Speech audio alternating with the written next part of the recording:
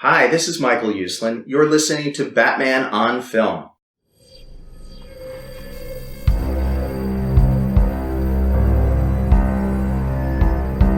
I'm vengeance. I have given a name to my pain.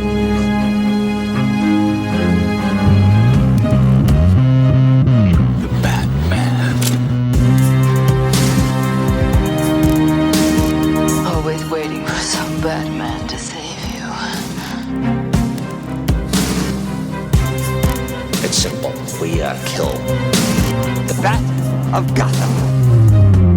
I'm Batman.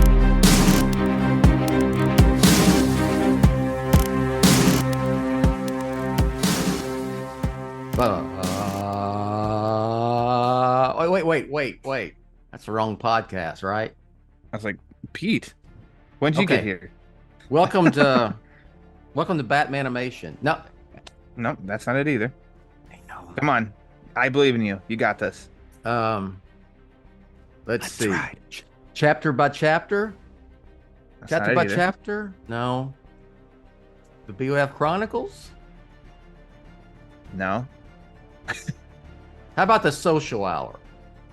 You know what? Let's ride. Let's ride. Welcome There. to the Social Hour of Batman on Film podcast, Found it. batman-on-film.com. I'm the founder of Batman on Film, Bill Ramey, and with me today is senior BOF contributor Ron Lauer. This is episode number 151. Let's ride. You know what that was? Yeah. That was like, I've been playing Batman Arkham Asylum a lot lately. And that is like when you have I think it's like the cryptographs, whatever, and you're next to, and you're moving the two joysticks on your controller to try and find the right frequency. Yeah. It's like, that's like what Bill was just doing. And It's exactly. Yeah, I was confused. And then- I was confused for a and then- moment. There we go. Let me tell you, Yeah. Batman Arkham Asylum turns 15 years this year. That game still holds up. Wow. That game's 15 freaking years? awesome. Still, Yeah. yeah. They just did a release of the Rocksteady trilogy. So Asylum, Arkham City, and Arkham Knight on the Switch. And I bought it because I have a Nintendo Switch and I like the idea of going mobile. And Mhm. I was warned by some that the Arkham Knight version is like unplayable, but the other two are actually pretty damn good on there. And Okay. so far with Asylum, yeah, I agree. And I love just Okay. going back and playing that game. You know, Love it's a shame that Origins hasn't got you can't play it on a PS4, you know? Thank you. Yes. That's a good game. Yes. I love that game, and I've never understood the hate other than the people smarter than I that are, can pay attention to small bits, like going it deep in the trenches of video games, probably can pick certain things apart. But I know it was WB Montreal instead of Rocksteady for Origins. Yeah. So I think people instantly, it was like, that's that's what we got to go and get them for. When in reality, I'm like, that game is freaking awesome. It's that bat suit is probably my favorite of all the games. The Joker's entrance in that, it's awesome. It's freaking Christmas at night in Gotham. Like, holy shit, Bill. That game is that's too great. I liked I've got which one? I have a set of the Arkham games. Wasn't there a set they released on PS4? Yeah, Return to Arkham. Yeah, Like updated the graphics of Arkham I've got Asylum and that. City. Yeah, I've got that. I have Arkham Knight. I couldn't finish Arkham Knight. I got to now Micah did go in there and finish that one part, but I haven't went back and started playing it again. It just, I'd really, I know it was way more bells and whistles and all that, but just wasn't a fan of that one like the others. I really like the others quite a bit, including Origins. We've talked about that some of the guys and I said, look, Arkham Knight is a very good game. I think it comes in fourth out of them, but you owe it to yourself. It's not finish. horrible. Yeah. Because when you get to some Scarecrow stuff towards the end, they'll scare the hell out of you. Okay. And there's I guess this Suicide Squad Kill the Justice League has got folks riled up. Batman Oh, Batman yeah. folks fired. They need the Arkham series game, fired up. Yeah, I haven't. I need to check in with Haas because I checked in with him a couple days after he played it, and I think his vibe. He didn't say the letter, but interpreting what he said was almost like, oh, he's giving it around like a B plus right now. I need to ask, what do you call it? Legendary, BOF contributor Chris Clow, because I think he's been diving head.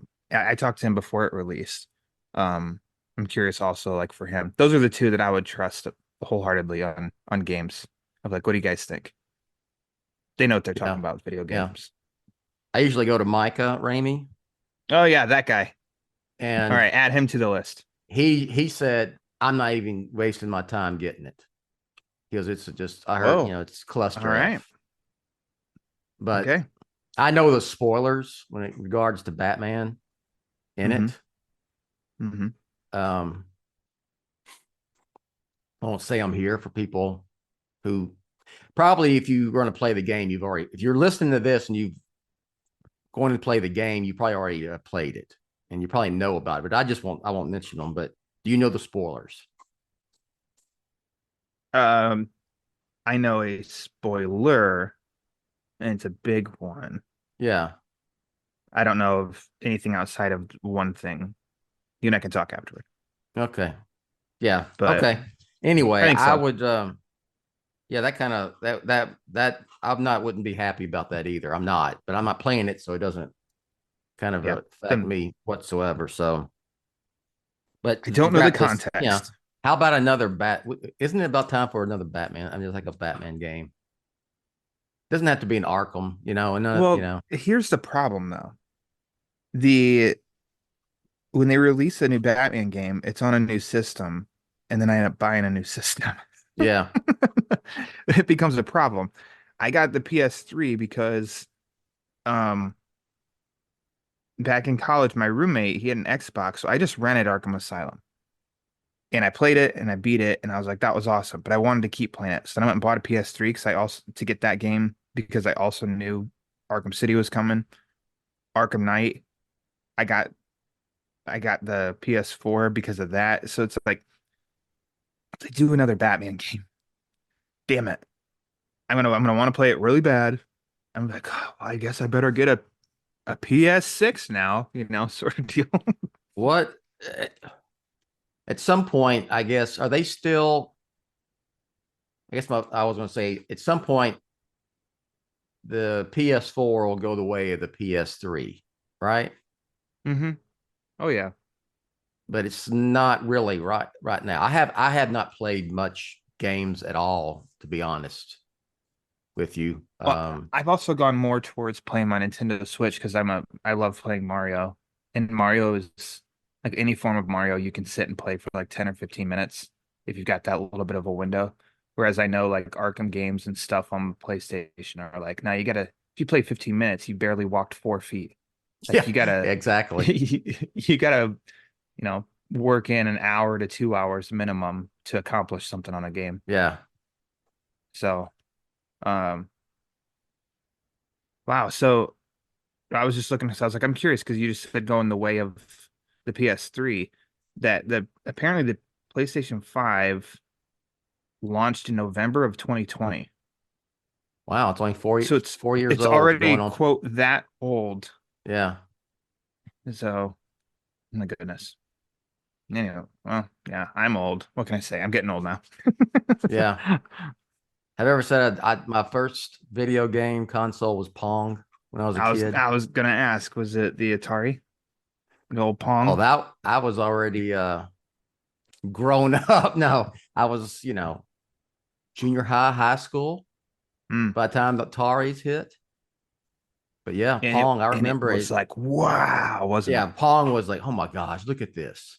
It's not gonna get any better. It's not gonna get any better than this. I could rip through the game systems. I have, and I don't consider myself a gamer, but I'm not either. Played, I played games. I had systems. But I'm far from like what Micah, he's got he's got my old Nintendo 64, and I had Ooh, I had the yes. NES, I had Super Nintendo. I was a Nintendo guy for I quite a was gonna say, while. I've been loyal for Nintendo. When I switched to PlayStation was because of Call of Duty and Madden. It was Madden. I switched because of Madden. I went to Mhm. PS2. I never had a PlayStation, but I had a PS2, 3, and 4. And and 4 is where Micah's got this PlayStation 5 handheld thing where it's all Wi-Fi and the games pull up from your hard drive. It's awesome. Madness.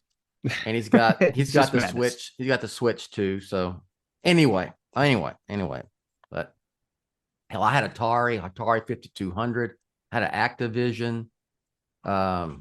You know what this is? This is like But the what do you want to say? The debut episode of the BOF Arcade yes, right now. You know, the BOF there's another arcade. podcast. Add it to the podcast network. Because BOF look, Arcade. when I was ninth and 10th grade, that's when it really hit. That's when the stand-up video arcades machines hit. And it was the biggest thing. It was a big Yeah. pop culture phenomenon. That's what you would do. You go to the arcade and hang out. Pac-Man, Dig Dug, Vanguard. I love Dig Dug and I love Burger Time. Yeah. Remember Burger Time? Yes. Yeah. I remember the those name. two. Those are my jams. Okay. Yeah. Burger Time's like you're climbing up ladders and you're trying to like walk across pieces of burger that drop and you're trying to avoid, I think it's like maybe Okay. salt and pepper or something like that. It's ridiculous, and but I love that's, that. Mario, Donkey Kong. The original, yeah, Donkey Kong, the Yeah. original Mario Brothers. Yep. Good stuff. So Space Telling you, Invaders. BOF Arcade Hell, I remember Asteroids. The played original Asteroids. Asteroids. on our first computer that we got in the early 90s. Had that on there, and I played Asteroids like a champion. All right. It's good stuff. I mean, it was just black and white. Little triangle was the spaceship, Mhm. but might as well been, that was So cutting addicting. edge, like CGI. Yeah. Look at this. It's not going to get any better. It's not going to get any better. All right. Couple things before we move on to the main topic, and I'm up against it today, so we'll get on it. Oh, my bad. I got an idea. Okay. About the DCU. It's all connected, Uh-oh. right? All right. You It's know all that connected. I walk a line on my comments on DCU. So let's see what you got. I'm just thinking. Here's in the Brave and the Bold, which Mhm. is a Batman movie. I'm doing the air quotes right there. Supposed to introduce the DCU Batman and Batman family. You already would have had Superman Legacy, right? Mhm. Okay.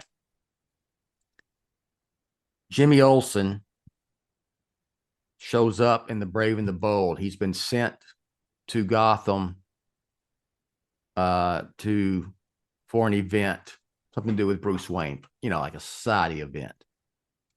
And so we see Jimmy Olsen in the Brave and the Bold. That way we can say, oh, look, there's Jimmy Olsen. He was in Superman Legacy. It's all connected. It's all one shared universe. What do you think? I think that is a possibility. Okay. Now here's my big thought. Now you're talking ahead. to just a Yeah. fanboy. No, I know nothing. Yeah. And my comment was, I think it's a possibility. Yes. And then, okay. So we sprinkle some seeds of what's to come. So there's probably going to be, I don't know, 2, 3,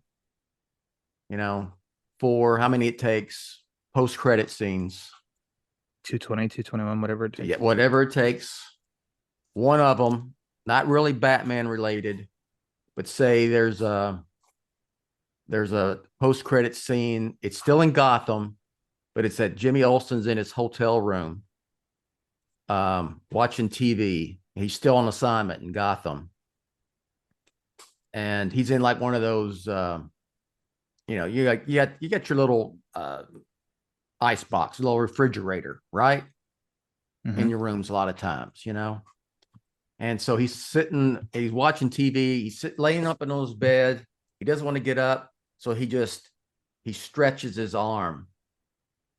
He stretches his arm to the refrigerator to grab a Mountain Dew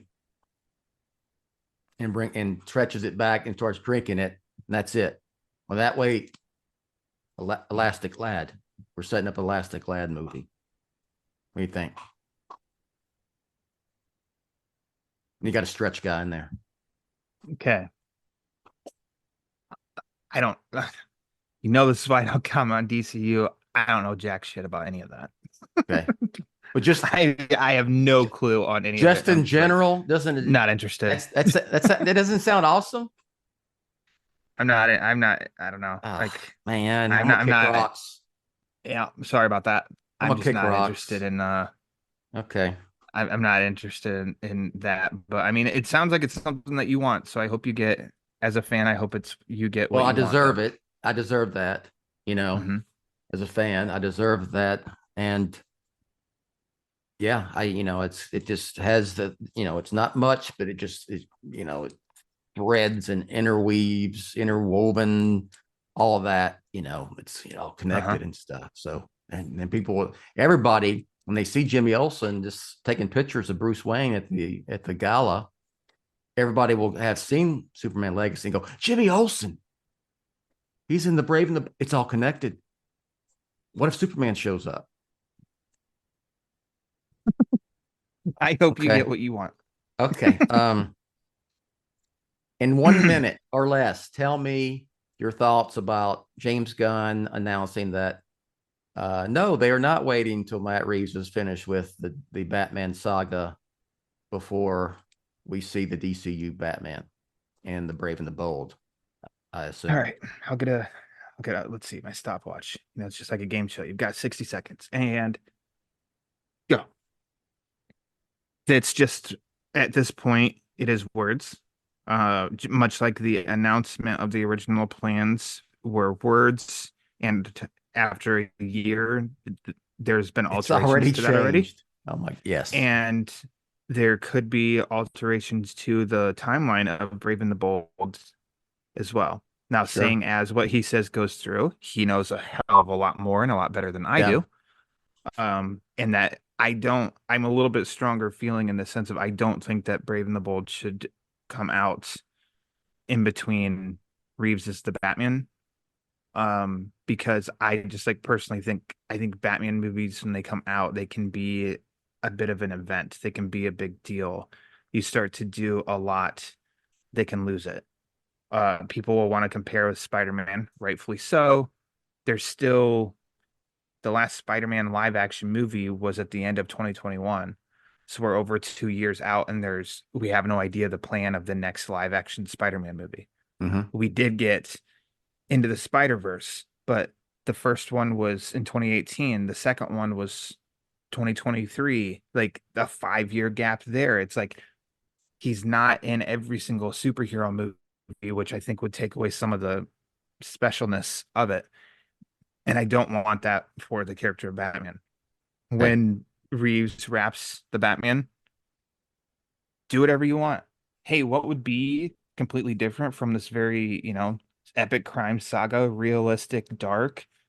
Probably what they're kind of envisioning, a lighter tone, not too light, hopefully, because that's not my preference. And then it's like, sure, try something different, but I just feel like after. I'm with you. I really feel really strong. I think, and that doesn't mean I'm not going to see it or not support it. If I'm going to see it, whatever it is, whenever it comes out, I'll see it. But I really think it needs to come out after Reeves' universe is over. That is my official stance. That is what I will bang a drum for. And we do beat dead horses here at Batman on Film, just FYI. But I will, I probably will happen. I realize that James Gunn has said that, but I think it's a mistake. And I will say that on Batman on Film and all of its platforms. So that doesn't mean that it as if it's like it's shit talking, of like, I'm already lobbying for its failure before it even happens. No, because that doesn't do any good for the character of Batman. Whatever this interpretation is going to be, of course, I want it to be successful because it's good for the character of Batman. I don't want him to be crap. Yes. Correct. I just feel like Nolan didn't want that Justice League movie to come out in the like between his Dark Knight and Dark Knight Rises. We've come a long way in superheroes, I know. But I feel like he was correct on that. Like, wait until Rises is out, and then you can do what you want. And I think we're in a similar situation here but maybe Reeves is fine with it too. Gunn apparently has talked to Reeves. Maybe Reeves is also like, sure, that's fine. Sure. And if so, what do I know? I'm just a fan. Well, that's just where I stand. I will invite either one or both to come on a Batman on Film podcast. Come on the Social Hour and explain to me and the audience and others why that would be a good idea. We'll have it. Yeah. Well, let's chat. Yeah. Let's chat. Yeah. And then ask them to stick around to do an episode of the BOF Arcade and stick around again, do an episode of the Batman Book Club. Yes. And if they want, they can do a cooking episode. Just spend a day with BOF. Yes. And I will say, yeah, I would just last thing, and then we'll get to Alfred on film. I would say may not want to be announcing things until they're happening. That's all I'm saying. That's all I'm saying. So, because they already are making changes to their original announcements. So, just saying. We all know. I don't know. We all know that things change. The Penguin said it in Batman Returns, so we should all know. Of course, it's all connected. It's all connected. All right, here we go. Alfred's on film. We're back to the what we call this, the Rank Em. BOF Rank Ems. Live action. Here's the criteria. Live action Alfred on film. Batman 66 movie does count because it was a film. So nothing, say the dude that played Alfred in Gotham does not count. The guy who played Alfred in that short-lived Birds of Prey in the early 2000s does not count. That was kind of a riff off of Michael Goff anyway. But anyway. Now, the serials were actually filmed, right? Yes. So do those count? We have not really counted those because they were more like, yes, there wasn't TV like it was, TV. Yeah. So they were almost like television episodes. The serials were like television episodes. So I was thinking like they were film strips of those serials. Yes. And Batman was on those film strips, but I'm not including them in my rank them, and they probably would not be in there. Okay. Yeah. We're going 6 here, but I am going to. 6 is good. Yes, I am going to mention them because I think they're important, especially William Austin, who played Alfred in the 1943's The Batman. Because his name was Alfred Beagle. What else? He was the debut of Alfred. Yes. Wasn't he? Like he came before the comics. The look of the aesthetic of Alfred. Yeah. Thin, the pencil mustache comes from William Austin, where the original Alfred in the comics was a short chubby dude. Ah, yes. Hey y'all, it's Bill Ramey, founder of Batman on Film. Let's take a quick pause in this podcast for these words from our sponsor. April of 1944, Batman number 16. That's when Alfred first appeared. Yes. Oh yeah. So first appearance. Yeah. Okay. So what I read July of 1943 was the Batman serial. Okay. Yes. So yes, he would have premiered in the serial. I've never watched this. I've never watched the first serial in its entirety. I got it as a gift on DVD. I watched a couple. And I'm like, as a Batman fan, I need to watch all of it. And then I need to watch all the Batman and Robin one. and then like just to say I've seen it. William Austin. Look at William Austin, and that's kind of the Alfred we've had And for I'm a not here long, to long body time. shame, No. but I'm glad they went with the William Austin look. Yes. And then we will also mention Eric Wilton from Batman and Robin in 1949. I wonder why they didn't just use the same cast. It's like that was like the reboot before there were reboots. Yeah, I don't know. I got nothing. No idea. No idea. So we'll mention them just for historical reasons. So yeah, we're going to rank them. Mm-hmm. We have 6. Alan Napier from Batman 66. There's 6s again. Michael Goff, Batman 89 through Batman and Robin, 4 films. And if you want to count the OnStar commercials. The Dark Knight trilogy, Michael Caine. Jeffrey Lyons. Jeffrey Lyons from the DCEU, or Jeremy Irons, excuse me. Jeremy Irons, yes. Jeremy Irons, excuse me. I was and then of course to my list. Andy Serkis from the Batman and the Batman Saga, which is the other 2 installments are forthcoming. And Douglas Hodge from Joker. We'll throw him in, even though it's small. So we'll start with number 6. I'll go first because I'm up against it. I'll put down Douglas Hodge from Joker. That's all I got. I don't even really have any thoughts other than you could tell he's seemed to be very protective of Bruce Wayne, the child Bruce Wayne in Joker. That's all I got. Number 6 for you. Copy paste everything you just said. Okay. Same guy, same reason.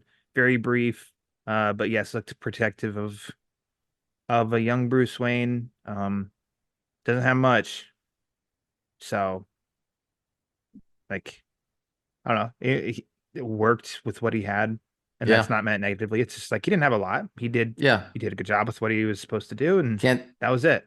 Yeah. All He's right. not a crucial part of that movie. Number 5, I have you know his name. Lyons. Jeremy Irons. Okay. Jeremy Irons. Sorry. From originally from BBS, and then sprinkled throughout other parts of the DCEU films. Look, I thought it was good casting. I thought the dynamic, just that the dynamic between him and Bruce and Batman, played by Ben Affleck, was good. No issues whatsoever. He had some good dialogue in there. He was a tinkerer, it looked like, always doing little things, to help out the mission. And so, yeah, I put him at he's number 5 on my list. Number 5 for you, Mr. I'm still a little torn here. Okay. With my 5 and 4. I think I'm gonna go Andy Serkis. Okay. From the Batman for number 5. Because his journey, I think, has just begun. Yes. Let's revisit this ranking when the Batman universe is complete and his story is finished in that universe. I think I don't have anything bad to say. It's just, I think he did a good job with what he had. Mm-hmm. He had a good job bringing this Alfred's story, like taking us along Alfred's story for that movie to get to the point where it needed to go. Yeah, I think he did a good job. I don't think he has as much to do as the other ones, but also this is just the first movie, but also you could say that, I don't know, there's arguments always to be made. As I'm going through, I was like, I think Serkis is probably number 5 with an asterisk next to it. Yeah. Because we'll see how the next movie, and then, hopefully he doesn't die in the next movie. He's in a third movie too, and then we can see like, oh man, he shot up that list. My number 4 is Andy Serkis from the Batman, that scene in the hospital, Mm-hmm. one of the best Alfred Bruce scenes of all Batman films. I like how he's portrayed. I like the year one, not year one, Earth One inspired Alfred. I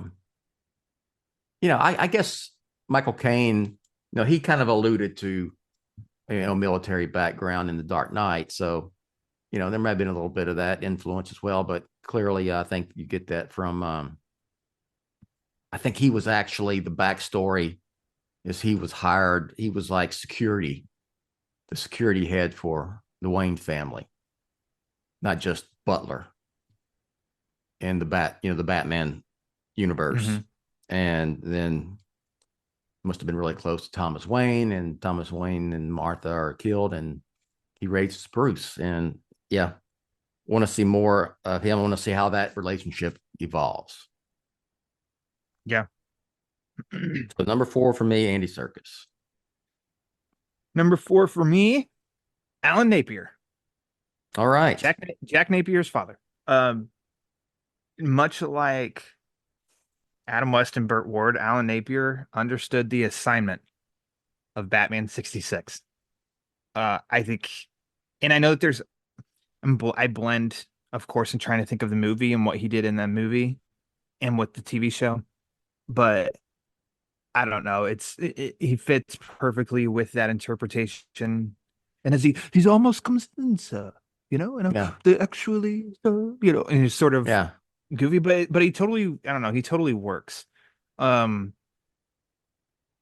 and I mean, I don't know, he does what Alfred's supposed to do at that point in time too. He comes in always like, suit and tie, always dressed up as the butler, so sort of deal. He's, I don't know, entertaining, fits the show. He's a reliable Alfred. Totally works. And yeah, he had more so in the show, I know, but he had a lot more to do, and he did quite a lot in that show too. Yes. So that's just where I put him. Yeah, number 4. My number 3 is Alan Napier from Batman 66. All the reasons you said. I think also he did kind of set a precedent for how Alfred was portrayed in future live action endeavors. The voice, and so forth. So yeah, Alan Napier, I thought he was really, really good Alfred. And there were times he did more than just be the butler, Yeah. For Batman, for Bruce Wayne and Dick Grayson. So yes, I have him at number 3 on my list. I'm just gonna say, didn't he, or am I making this up? I thought he put on the cowl. Yes, I was going to mention that. So yeah, he had to, he suited up. Yeah, Bruce Wayne, I believe Bruce Wayne had to be seen the same time as Batman. And I want to say don't take my Batman card away from me if I'm not right. All right. That he drove to Dick Grayson's high school to make this appearance. So also Dick may have been Dick Grayson then to be seen. I don't know, whatever. But fantastic. He's in the suit, and Batman had invented this microphone amplifier that he talked through that would make Alfred's voice sound like Batman's voice. So you had Alan Napier doing the vocal movement, but he was mimicking, or he was, I want to say lip syncing, if you will, Adam West's dialogue that had a slight British accent in it. So you remember that was Alfred, correct? Yes. Fantastic. Yeah. So real, Very real, realistic as can be. I love it. Number 2. Or no, my number 3. Oh, I'm sorry. Yes, forgive me. Yeah. You're number Oh, 3. goodness. Jeremy Irons. Let's see. Now, this part of this guy is just like his freaking voice. Yeah, And for me as a kid, from two totally opposite ends of the entertainment spectrum, as the real son of a bitch uncle slash brother Scar in The Lion King, yeah. and then the voice of Son a Simon, bitch. Son of a bitch. and then the voice of Simon in Die Hard with a Vengeance. Yeah. That was my introduction to Jeremy Irons, was his voice. Obviously, you end up seeing him in Die Hard with a Vengeance, but that voice you hear throughout the movie and everything. And also, it's funny Yeah. that I was a kid doing a double feature, The Lion King and Die Hard with a Vengeance. But that voice is just like, man, what a great voice. But I liked his, what do I want to say? I liked his tasks and his position.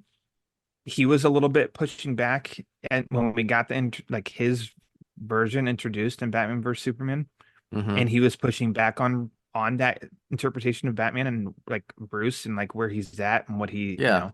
this Yeah. isn't right. He is, and as he delivers really well about like, he is not our enemy. Like, I Yeah. think there are a lot of debatable parts of that movie and people not a fan of, but I do think that Alfred, that was a spot that people didn't have issue with. And he was I agree. assisting from the Batcave, with stuff, and how he even says, whoever on the second floor, why don't we drop you off on 3 or whatever, whatever. It's just Mhm. like he Jeremy Irons, he brought something there that I think He was I think it was memorable. I thought he did a really good job. yeah, he was a good Alfred. Yeah. I would say hasn't been a bad Alfred, but he was good. I think I'm there too. And that's Yeah. such a, maybe the most important relationship when casting for a new interpretation of Batman is Bruce slash Batman and Alfred. Like, that's crucial because that's supposed to Yeah. be his number one guy. I agree And with what you said about him being the pushback, the moral Mhm. compass from yeah, there you go. crazy, killing, pill popping, boozing, womanizing Bruce Wayne Batman, who Mhm. brands people and all that, So yeah, that's a good point. And I look, I will say, and I'll fully admit that, look, sometimes the movies that they are in can have a little bit of influence, Absolutely. Sure. On where I've ranked these. But I will also, like I just said, I don't think we've had a bad Alfred, to be honest. Well, I think with his character too, I think that there was this was moving him because as time goes on, the further we get away from butlers being a real thing. Yeah. So I think when his part came up, it's like, how do you, move this character along relate more to the current times, but make sure that character is there doing like still the familiar kind of character, and not anywhere in it is, I think he strays from being a butler and dressed up and serving, but he's still, you still see that Alfred character coming through. I As he want to say, brings stuff as he brings stuff to Bruce, he helps in the Batcave and he's talks to him like nobody else talks to him and stuff like that. All those elements of Alfred are there. I want to say I might have mixed up the backstory for the Circus's Alfred and Jeremy Irons, Jeffrey You did it to yourself. Iron. Yes. Jeremy Irons's version of being head of Wayne Security. It might have been the DCEU, the BVS version. Whereas I don't remember.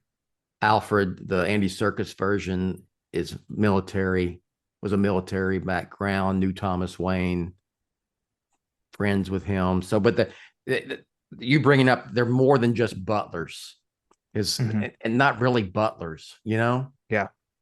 Yeah, exactly. Anymore, actually, because I think Irons' first scene, he's bringing a tray of something to him, isn't he?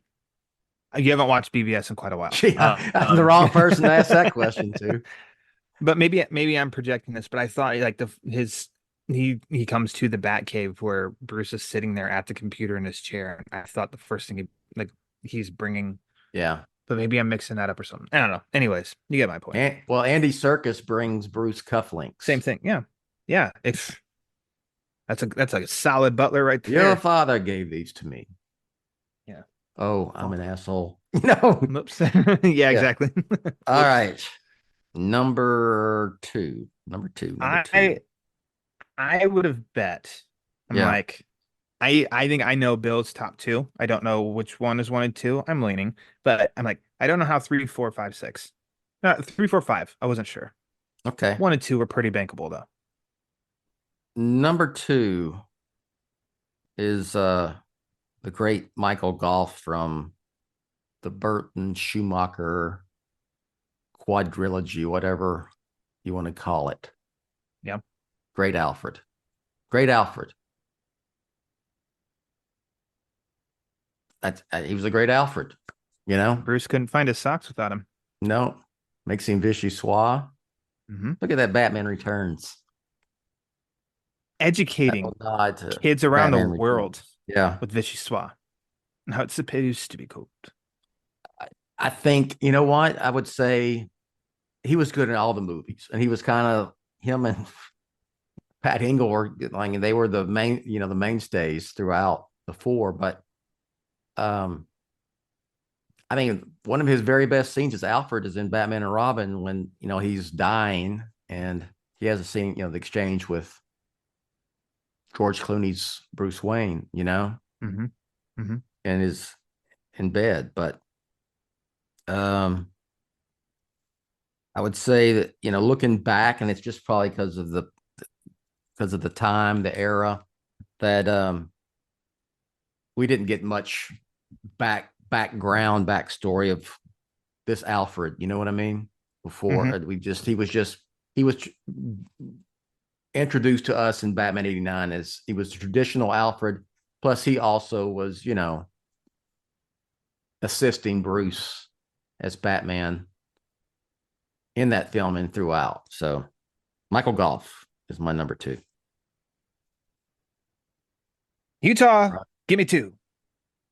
Because my number 2 is also that warm blanket named Michael Goff. I think that's what he is. That's what he is. He's so comforting as Alfred in those movies. I was so happy last year to spend more money than I should have on a Lego set in the Batman Returns Batcave because it even came with a little Lego Michael Goff. So add that to the collection. Okay.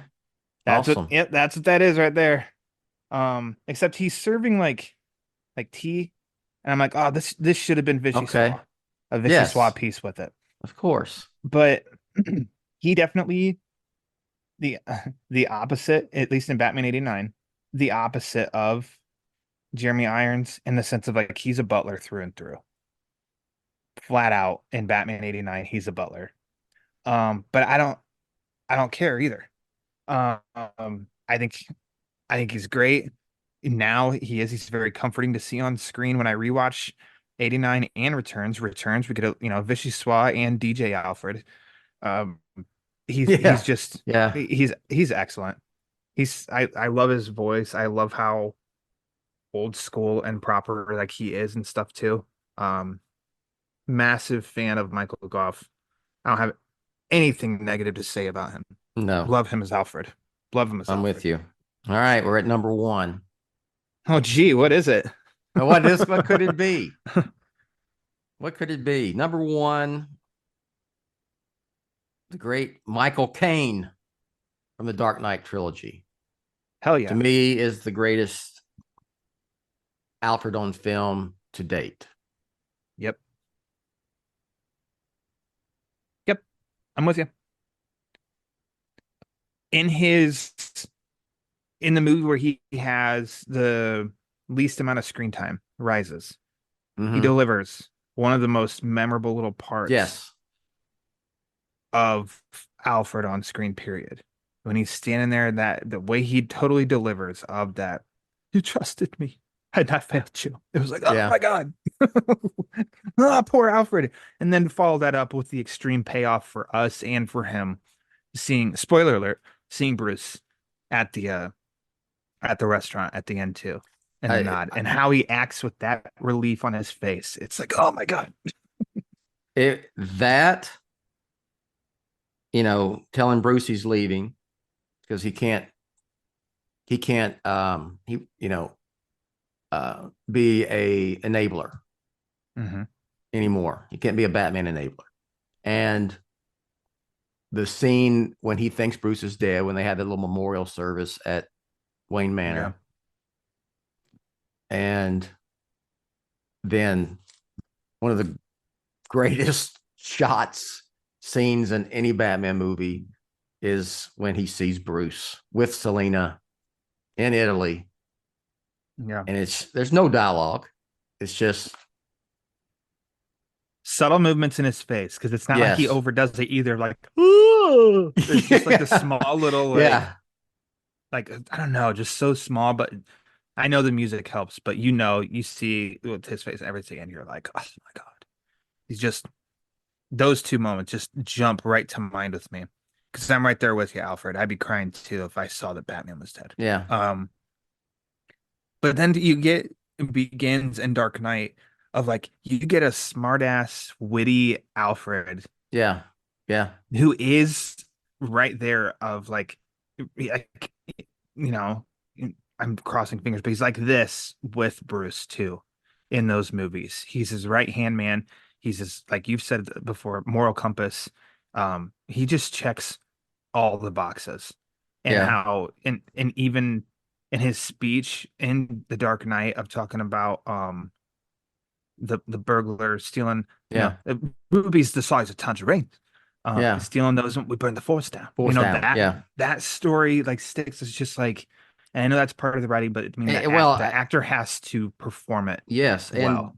and all of that right there from The Dark Knight. That's when he's bringing the letter to Bruce, and then and then Bruce, she was waiting for me, Alfred, blah blah blah, and then it's like, oh, what is that? Oh, it can wait, which ends up being a crucial moment that we would, going into Rises, that and he same thing there with tell. Kane. Smallest movements on his face. Yeah. When it cuts to him as Bruce says that, and you like, it's cutting back and forth between the two, and Kane does very subtle movements in the face too to help us, like, oh, we're right there with you on, well, this is a dilemma. The only thing that would have made it better is like if he, like in, they did a homage to Batman 66 in the series, really, and had him put on a Batman cowl with white eyes. I know that we wouldn't have seen all those little facial movements and the eyes, but like every time it would have just been cool. I know when Nolan showed up at Kane's house, Kane said, I think I'm a little old to be playing Batman, but I don't know. Yeah. Could have seen it. I would have liked to seen him in a cowl. All right. That was it tough? I don't know if I'd say tough to rank, but 3, 4, 5 were. Yeah. Okay, I'm with you on that. They were for me. I knew 1 and 2 from the get-go. The get. Me too. From the get-go. And we're going to see more Andy Serkis, so that's kind of to be determined. Maybe he moves up, in rankings. Maybe. Good. I'll say though, I think for and I know that they're different movies, but just like one movie of Michael Goff and then the first movie as Michael Caine, good luck, Andy Serkis. Yeah. It's like after those two, just the first movies that they were in, it was like, oh my gosh, they're top Alfreds for me. Yeah. Yep. So, and I don't know if we'll see Douglas Hodge as Alfred again. True. Yeah. Maybe he's going to do a dance number in the musical.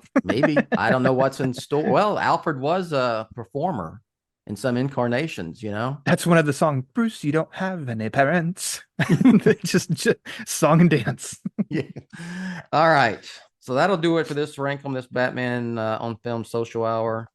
Ryan, anything you want to plug before we move on out of here? I'll do it quick. BatmanOnFilm.com. Batman 142. 3 weeks in a row. It's going to be the Joker Year One story from Chip Zdarsky, art by Giuseppe Camicoli and Andrea Sorrentino. I've read the second issue. The review for that and the issue itself will come out next Tuesday. The first issue review is already up on BOF, and it's surprising me, but I'll wait until all three are done. So just go to BOF, and then Okay. also my podcast, The Batman Book Club. Most recent episode covered Batman Year Two, and it's got our pal BOF's Javi Yeah, Trujillo. good stuff. Yeah, that was a fun discussion about a kind of controversial comic book story. Yes, I have that. That's also on BOF. I think I have The original issues? I have the one with the gun. That issue. That's the trade. Oh, wait. Oh, no. Okay, I know what you mean. Yeah. You've got Yeah. that physical issue. I think Yeah, that was part 2. could be. 576. I'm not sure. Okay. I'll just say, yeah, Batman on Film, Batman-on-film.com. Don't forget those dashes, people. Yes, you can find everything, social media, whatever, links. Go there. As far as the Joker Year One, I'll just mention real quick. I'm the Joker just is kind of guy. Yep.